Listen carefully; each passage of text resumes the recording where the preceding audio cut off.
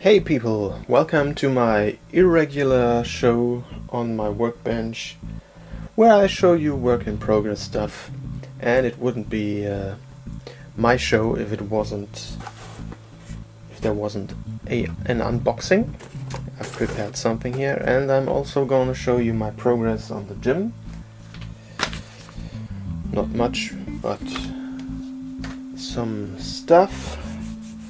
So let's start with this little box I've got recently. Just supplies. First off, we have some Model Air colors. I wanted to test out the red. This is scarlet red, and also some orange and the blue. I thought maybe I'll try these and use them on the gym. That's what I did actually. More on that later. What else did I get? Oh yes, some medium yellow as well. Out of the way. Also got some rust pigments for my pigment collection. I didn't have any light red, so this will be handy. What else? Finally got some of the Tamiya cement. Got the normal plastic cement as a backup, and this stuff. It's the extra thin cement, and this stuff is really gorgeous. It's very nice. This is so thin that you can glue your stuff with capillary action. That means you press the parts together and then apply the glue, and the glue will be sucked into the connection. And really good stuff. Really good for seam filling as well. Maybe I'll show you how that works later. What else? Some scribing templates. These are used for panel scribing. Now these are stencils for a lot of stuff. There are some hedge shapes, like you can see here, round ones and rectangular ones, and even some elliptic shapes, all sorts of circles, all sizes of circles, and round squares with rounded edges and straight edges. Lots of stuff for different scales. Very nice if you want to customize and detail, put some more details on your models. And speaking of panel lines, I also got this, the panel plastic scriber 2 from Tamiya. Wait a second. This is quite a handy tool. Now, before I got this, I used just a pin in the pin vise, a sewing needle or something like that, just something with a point. Works fine, but this is very good for straight panel lines. You can see the hook here, very sharp, and it works really great. I'm really impressed. I hope it stays sharp for a long time. There's 2 extra blades in here, but very nice. And I think that's it. Some nuts. Yeah, nice stuff overall. Yeah. So much for the unboxing. Something different today. Okay. Let's have a look at the gym.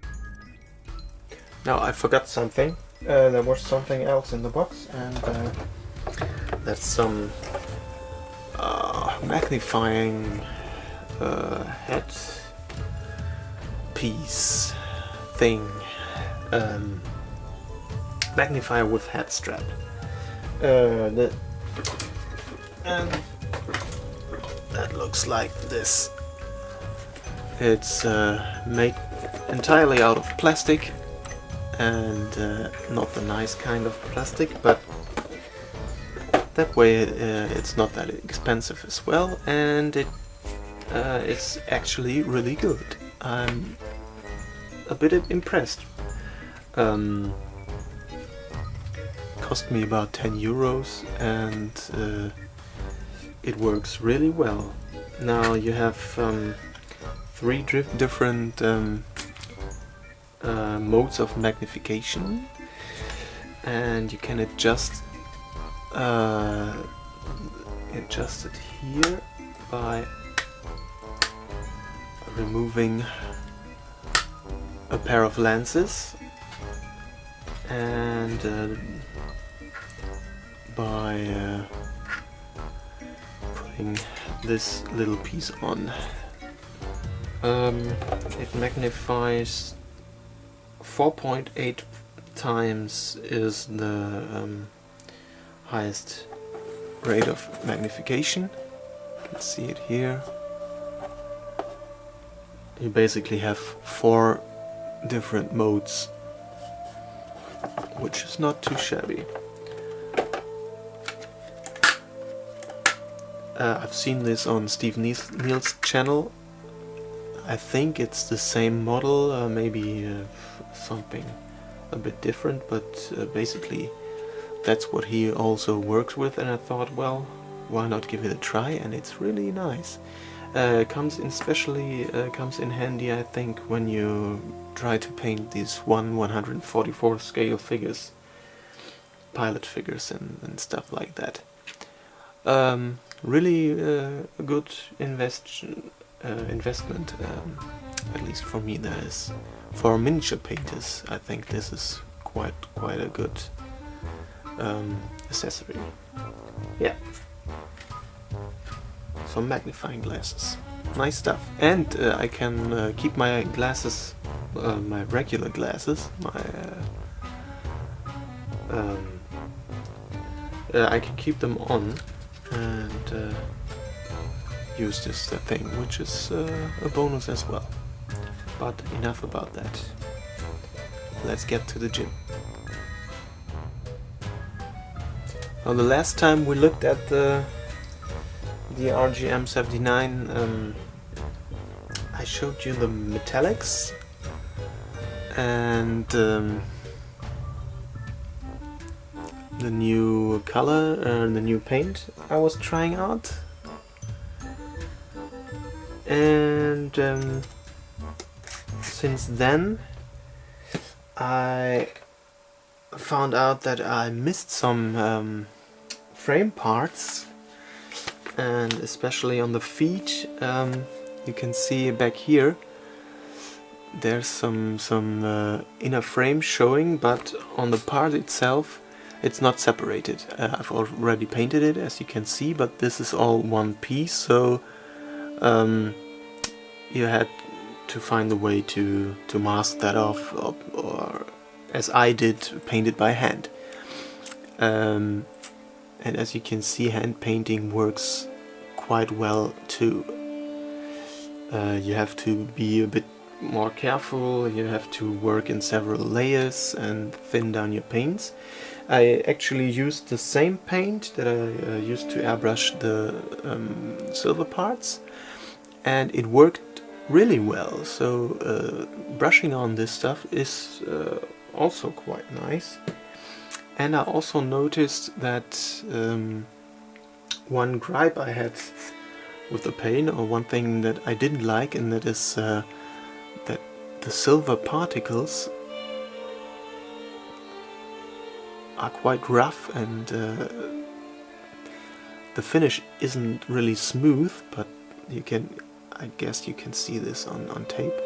What I'm talking about, you can see all those silver particles, and that problem is not so evident when you brush the stuff on, and I guess it's because there's a thicker layer of paint on here. So maybe the cure to this problem will be to just spray the parts again.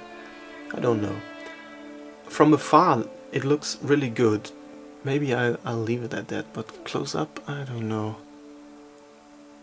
Maybe you guys have an idea. I think it might work if I just give it another coat.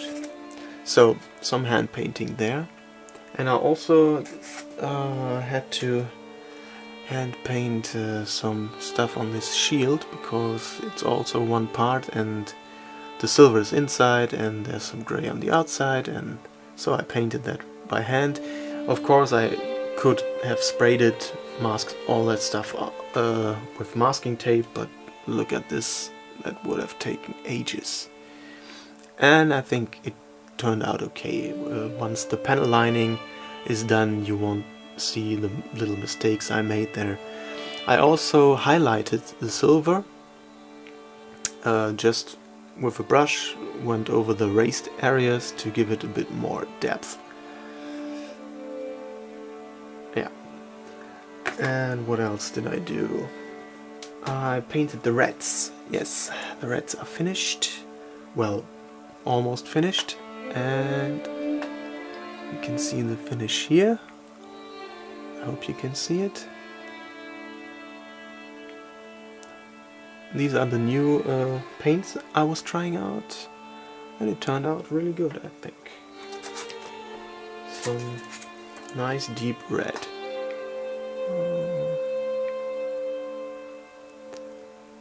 Yep. And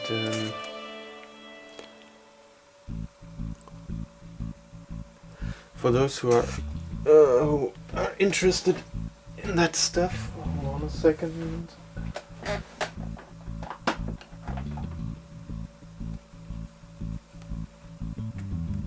I first mixed the scarlet red with some black gray, about I think 10 to 5, something like that, and did the pre-shading, and then took I guess 10 parts red, 1 part of the gray, did the first layer of paint, and then I took the red and added a drop of orange to it, and did some highlights.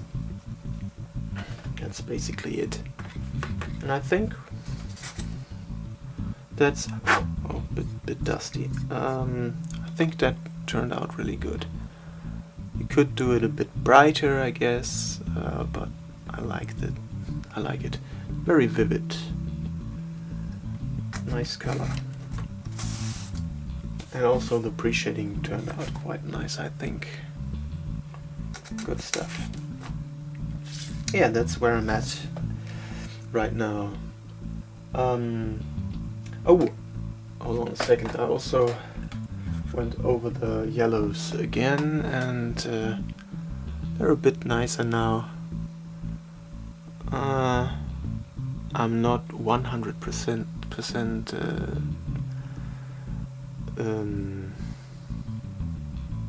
satisfied, but they should work. Alright, what was that? The next step will be varnishing the parts, applying some gloss varnish, so that I can put the suit together, because there are some parts that I still need to assemble. Let's have a look. And that's the chest parts, because there are some inner frame parts in here. No, there are some white parts and some frame parts that need to be enclosed between the two halves, and I didn't want to mask that all up and off, and so I left them unassembled, and Once the inner parts are ready, I'm gonna assemble this, fill the seam line, and paint this red. And then we can go on and panel line the sucker. No, first apply the decals and then panel line it, and then do some weathering. Yes, and then we're nearly finished, I think. Yes. There is an illustration in here, and you can see some scratches there on his chest, and I think I'm going for something similar. Here are some scratches as well. Let's see what we can do there. Now the great controversy about is there rust in space? I don't want to rust him all up, but maybe some rust weathering. I mean, these suits, they're not only in space. I guess they're in the hangars sometimes, and these should be wet places as well, because there's an atmosphere inside a spacecraft, and well, maybe some rust. We'll see. Alright, and I guess that is all I have today. Stay tuned for the next update. Cheers!